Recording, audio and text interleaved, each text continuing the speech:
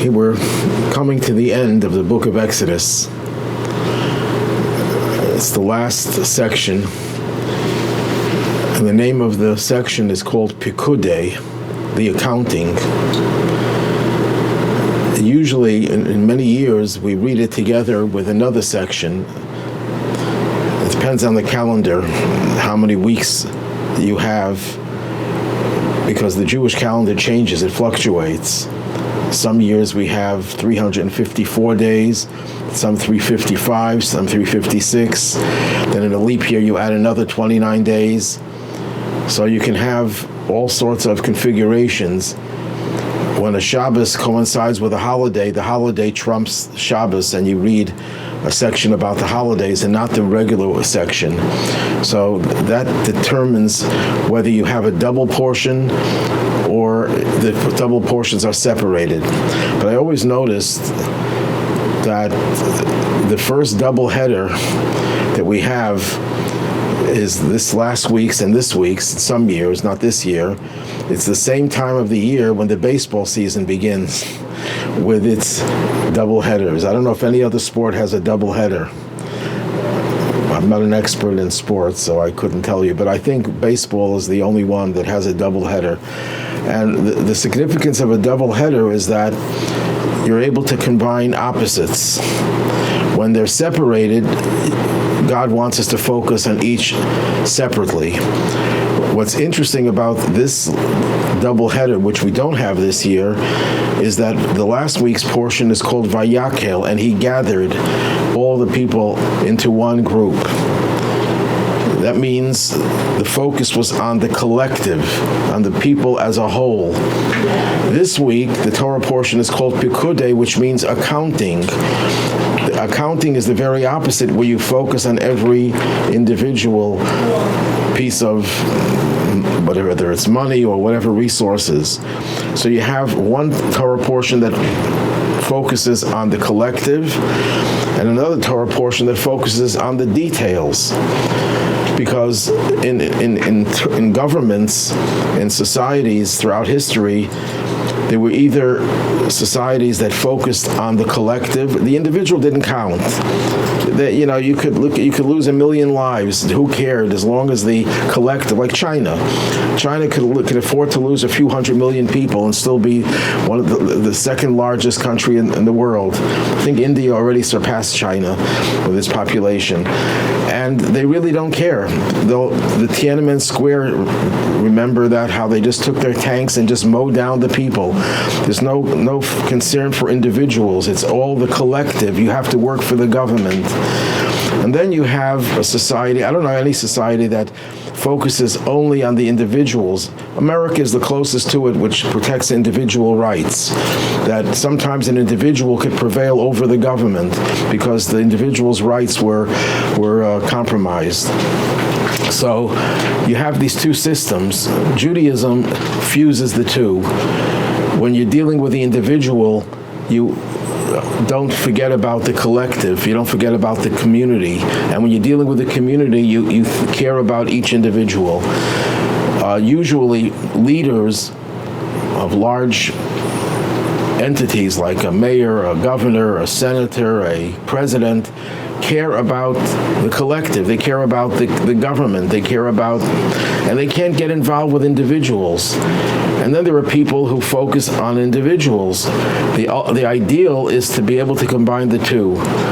There was a doctor, not a doctor, MD, he was a PhD, Hillel Zeidman was his name. He was a graduate of Auschwitz, or one of the other death camps. And he was a writer and a very brilliant man. And he had a relationship with the Rebbe, Rabbi Schneerson, the Lubavitcher Rebbe. And he said, I noticed a remarkable thing. I had private meetings with him, with my family.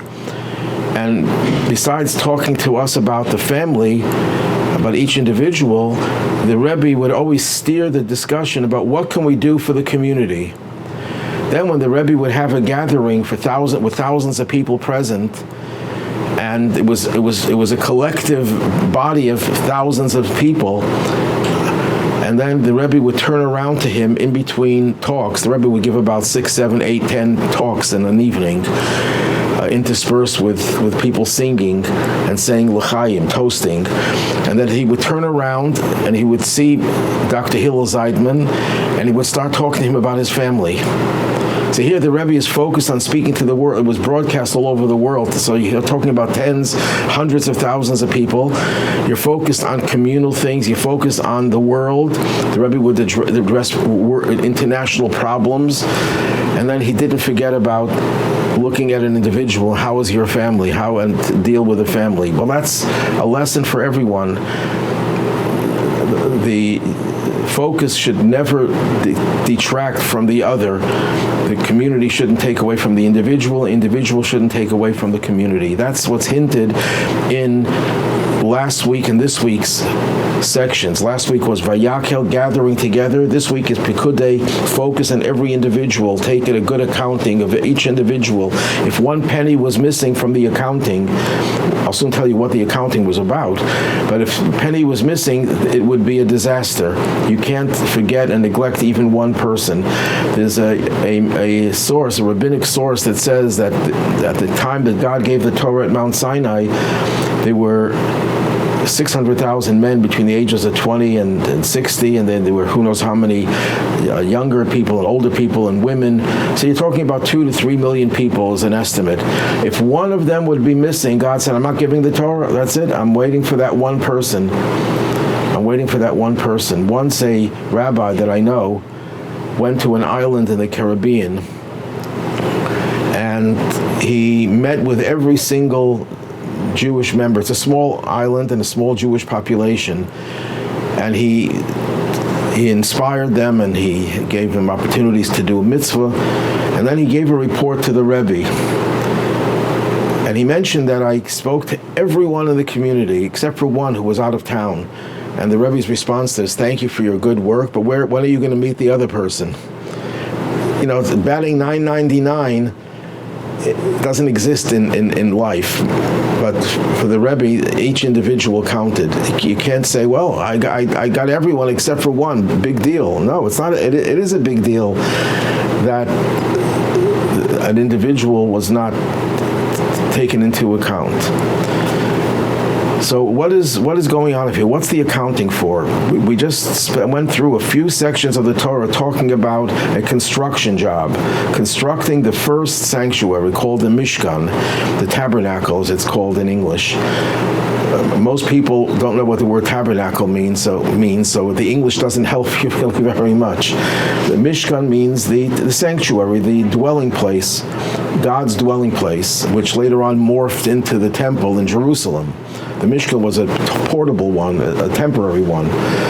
So people were asked to contribute, and you had everyone bringing in their gold, their silver, their copper, and everything else that they needed, all the fabrics and everything.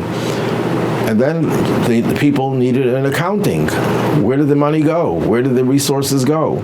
And Moses had to give an accounting. Now, Moses is the most trustworthy person in the world. There's never been a person as great as Moses, and he certainly was the most trustworthy person. In fact, Moses is identified more than any other human being with the trait of emet, of truth. So here you have the most honest person, the person of the highest level of integrity, but he had to give an accounting for every penny. The reason for that is that there's a principle in Jewish law that's called v'yitem nikiyim. You have to be clean, meaning that you have to make sure that people don't suspect you of doing things that are wrong. Even if you know you're innocent, you know that you didn't do anything wrong, but it has an appearance of propriety. It looks like you did something wrong to some people. You have a mitzvah, you have a commandment to clear yourself and not allow that. And the reason for that is, number one, you're causing people to slander you, and that's wrong. Slandering is one of the prohibitions of the Torah. You're not allowed to slander people, even if it's true, unless you're trying to protect people from a thief or something like that. But generally speaking, if you're causing people to talk about you falsely and that is a sin. So by you not defending yourself and showing everyone that you're innocent, you're causing other people to sin. That's one reason. Another reason is, there's a principle in Jewish law called maris ayin, the appearance of the eye. When people see a respectable person doing something and they think what they're doing is wrong, is morally or legally wrong, they'll say, if he can do it, I can do it. If that rabbi could do this dishonest thing, then am I going to be holier than the rabbi? So I can do it as well. So you're actually causing people to do things that are wrong, even though what you did was right, but it appeared as if it was wrong. You're going to actually cause people to sin. You have to always be clean and make sure your reputation is not tarnished. Even though many people have the attitude, look, I did it for God. I didn't do anything wrong. God knows that I'm innocent. If they want to think that I did something wrong, it's their problem. No, it's not their problem. It's their problem for sure, but it's also the problem of the person whom they suspect. But a question was asked. There was a famous rabbi in Poland, Rabbi Meir Shapiro. Rabbi Meir Shapiro was one of the greatest scholars in Poland, very dynamic leader, and he's also a member of the Polish parliament. Many people don't know this, that Poland had rabbis in the parliament because there was a political party, a Jewish religious political party called Agudat Yisrael, the Aguda, as it's called. And they had two representatives, two very great rabbis. The other one was Rabbi Levin was his name. He has a grandson who's one of the top constitutional lawyers in America, Nate Lewin. Some of you may have heard of him. He's always defending Jewish interest in federal court. So he's a grandson of this rabbi who perished in the Holocaust. But the other one, Rabbi Meir Shapiro, was quote-unquote lucky. He died just before the Holocaust, so he didn't see the horrors of the Holocaust. But he was known as a very sharp person. So he asked a very simple question. He said, it's interesting that they demanded an accounting from Moses. When the people collected money, gold, silver, jewelry, to construct the golden calf, what came out of all their collections? A measly calf, a nothing. And they didn't demand any accounting for it.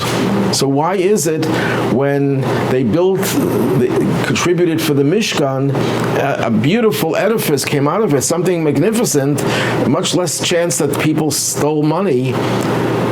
There they demanded an accounting. Isn't it interesting? When it came to the golden calf, no one demanded an accounting. When it comes to doing something holy, they did.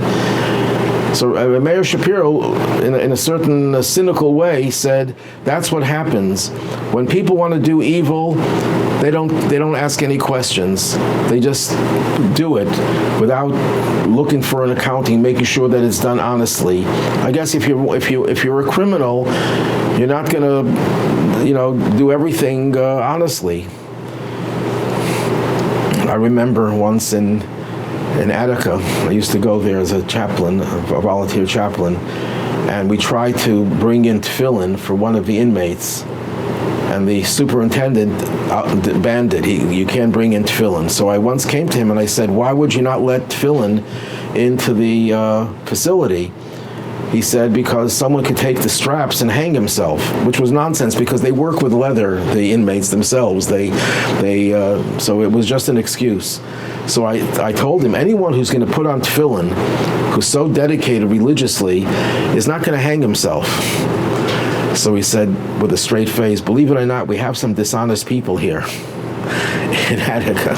Someone might steal when you're dealing with dishonest people, you never know what they can do. But that's what happened with the golden calf. No one asked for an accounting, but when it came to doing something holy, they needed an accounting. I'm going to suggest another opposite interpretation of that.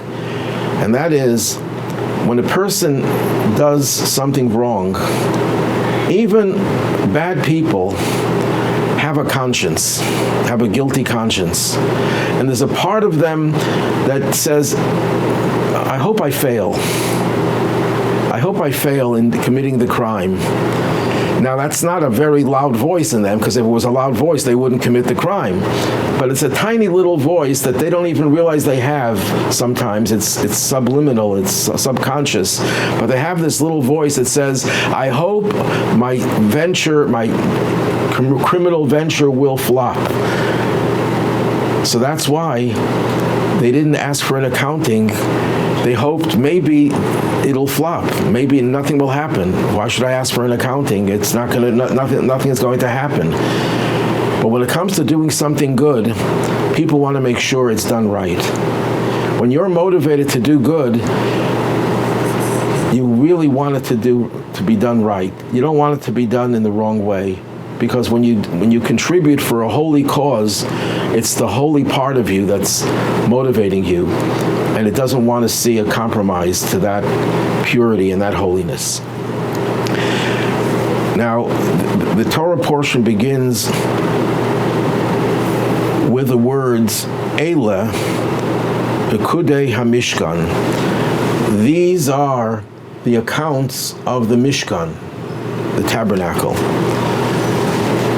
The word Eleh, which translates as these, is a midrash, a collection of rabbinic teaching, and also in the teachings of Kabbalah, that say that Eleh, if you rearrange the letters, it spells Leah, the name of a matriarch of the Jewish people. What's the significance of that? I mean, the word Eleh appears hundreds of times in the Torah. What is the connection between Leah and the Mishkan and the Tabernacle? So in order to answer that, I'm going to ask another question. Jews like to answer questions with questions. This is proof that you're Jewish if you answer a question with another question. And why not? Is there anything wrong with answering a question with a question? No, that's the joke. But later on in the Torah portion, it mentions the fact that Bezalel, the architect of the Mishkan, was a son of Uri, was a son of Hur. Did you say Miriam? No, Hur was a man who was the son of Miriam.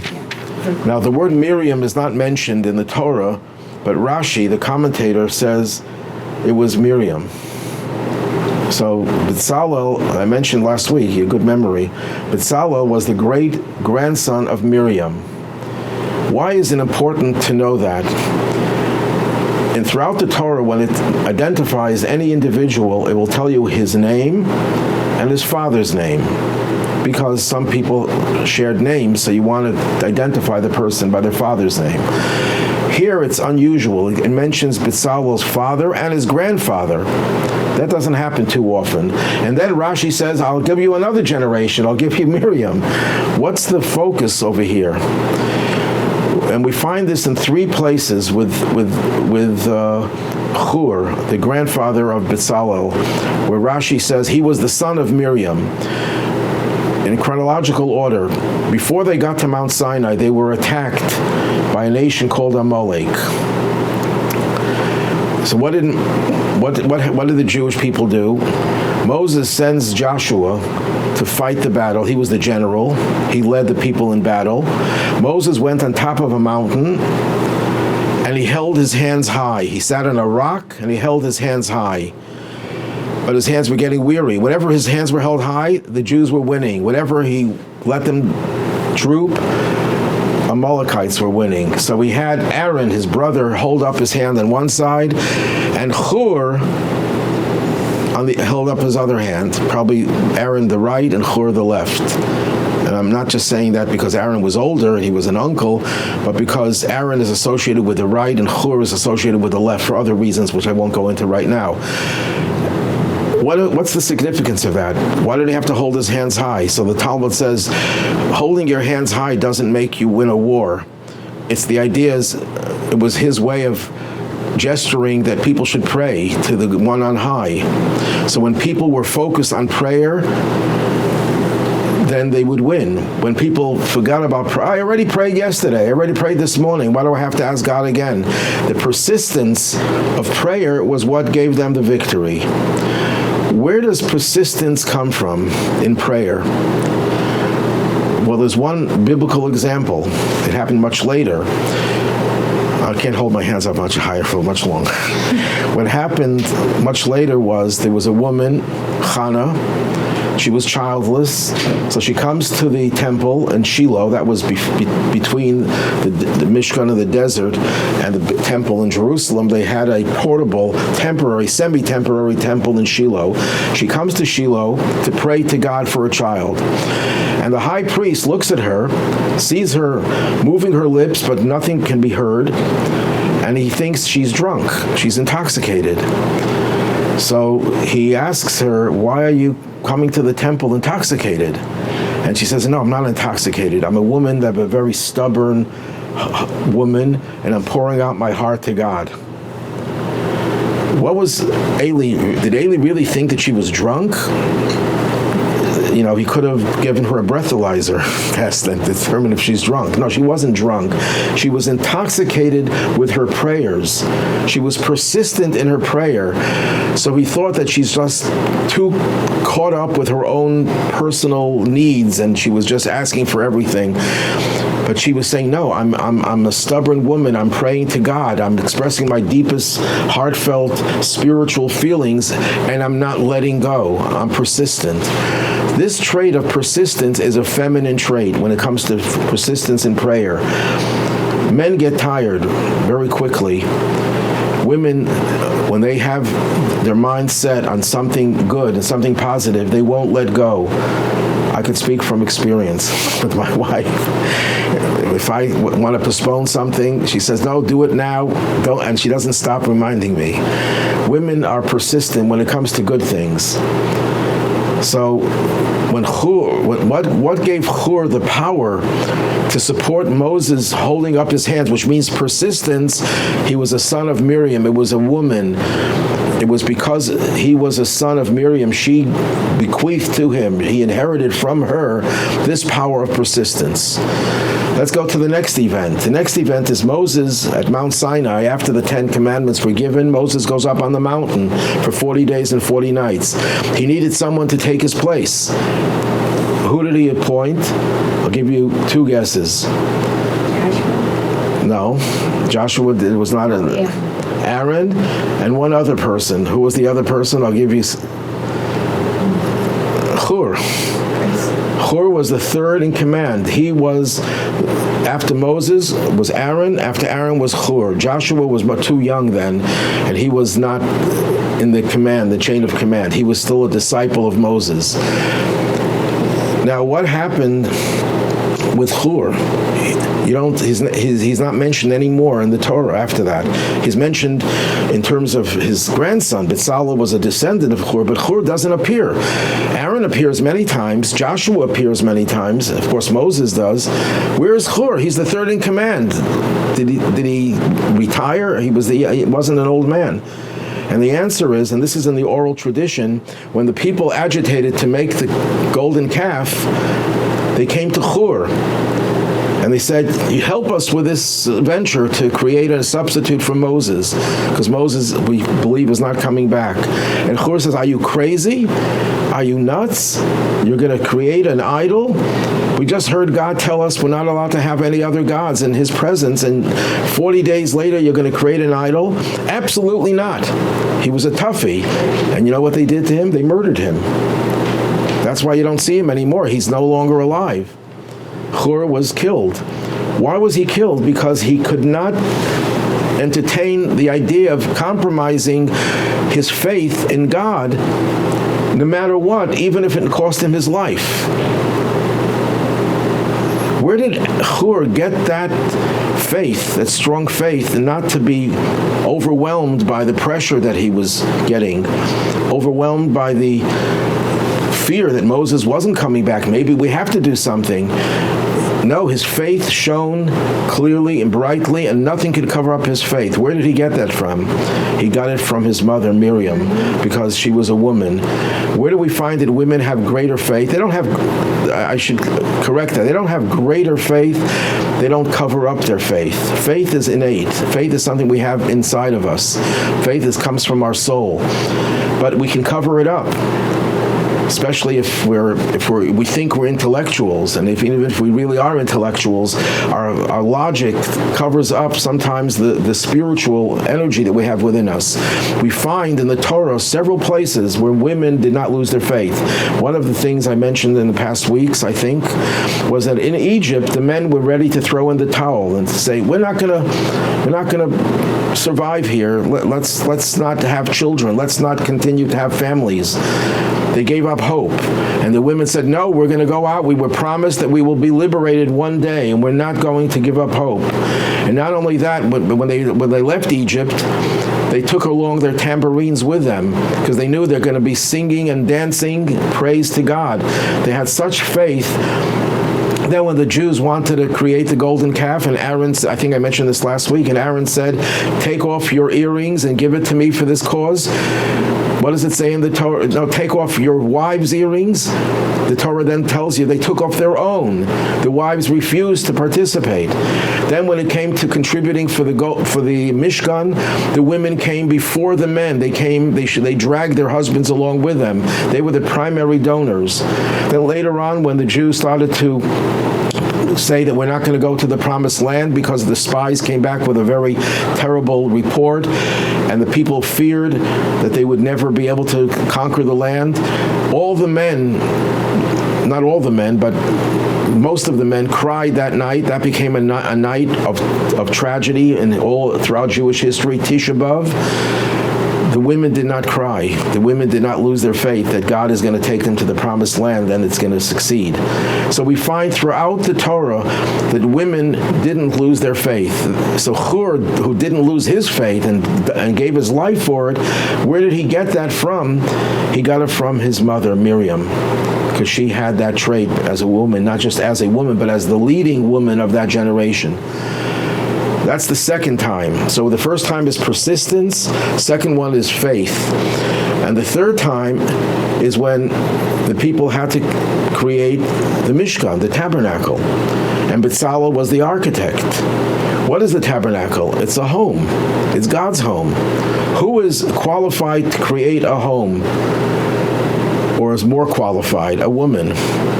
A man could build a house, but who turns it into a home? The woman turns it into a home. She brings light into the home. She brings warmth into the home. She brings energy into the home, positive energy. That's why it's a great tragedy when the women's movement destroyed the very notion of what makes women special and say women don't belong in the home. Now, there's no law that says a woman can't have a career, but she has to know that the most important thing that she is unique is she could create the home that men cannot do, certainly not to the same extent that women can do. So that's why when the Torah tells us that Bezalel was the architect, it emphasizes he was a descendant of Hur, and Rashi adds, and Hur, you should know, is the son of Miriam. Don't forget, because Miriam is the one who could create the home, which cannot be created by men without the women. And that may explain, and remember my question, Torah begins, this portion begins with the words Eleh, these are, and the word Eleh rearranged spells Leah. How does Leah come into this over here? Because where did we get this power? Where do we get this ability to create a Mishkan? The word Mishkan means a dwelling place. How do you create a dwelling place? It came because we were descendants of Leah, another woman, another matriarch. But there's another side to this as well. Leah was one of Jacob's 4 wives. The 2 primary wives were Leah and Rachel. Jacob was in love with Rachel. He married Leah because he was tricked by his wily father-in-law, who was also his uncle. Nice guy, Laban. And he's now married to Leah. Now the Torah describes Leah as a woman whose eyes were tender. And Rachel was beautiful. So Rashi explains what it means her eyes were tender. She was always crying. Why was she always crying? Because she was told that she's going to have to marry Esau, who had a reputation as being a hooligan and a very lowlife, very crude person. Because Isaac had two sons, Jacob and Esau, and Laban, who was a cousin, had two daughters, Rachel and Leah.